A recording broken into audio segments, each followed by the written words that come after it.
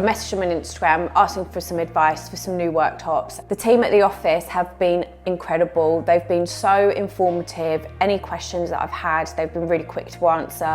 I got sent some samples which arrived next day, so not even 24 hours, and I had a vague idea of what I wanted, but it was so good just to see the comparisons, just to give me a better idea of what I wanted.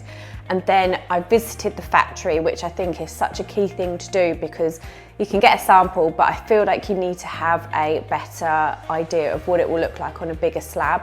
So I'm so glad that I did do that, and it really solidified my decision. So templating was really simple and easy. I mean, I kind of just sat back and didn't really do a lot, to be honest. And I let Danny do his thing.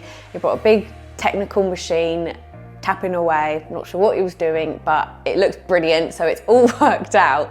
So it's been a really easy process. I haven't really had to do a lot. There's been a few hiccups along the way, as there always is with these kind of things, but it's been sorted and everything has just been smooth sailing. I couldn't recommend it enough.